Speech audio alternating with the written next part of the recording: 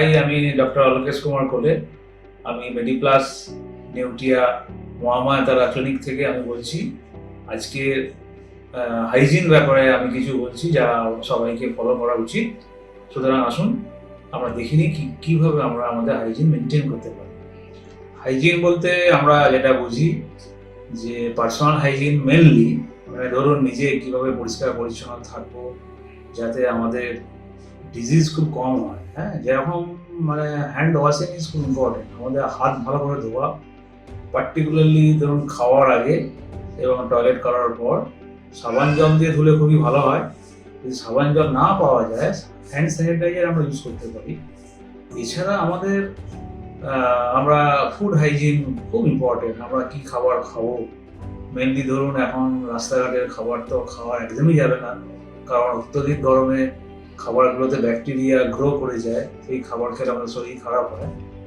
মানে মেনলি বাড়ির খাবার খাওয়াই ভালো, অনেক জল খেতে হবে।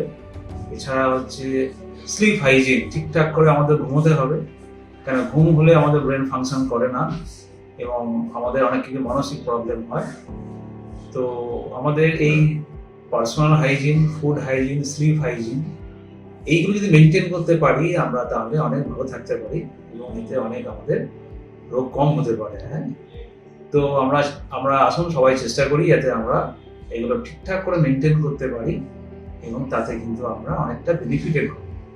এই পর্যন্তই মানে আমাদের প্রত্যেককে, বাচ্চা থেকে শুরু করে আমাদের তাদের বোঝানো উচিত, আমাদের নিজে বোঝা উচিত এবং অন্যান্যদের বোঝানো উচিত যে কীভাবে আমরা এটা করব।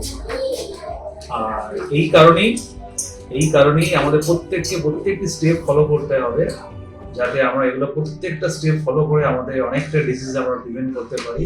কারণ আমরা জানি prevention is the best process, যাতে আমাদের ওষুধ খেতে হবে না এবং আমাদের অনেক খরচাও কমে যাবে। সুতরাং আসুন আমরা সবাই শুরু করি যাতে আমরা হাইজিন মেনটেন করতে পারি। আজকের এই দিনটি থেকে আমরা স্টার্ট করি, এটাই আমার বক্তব্য।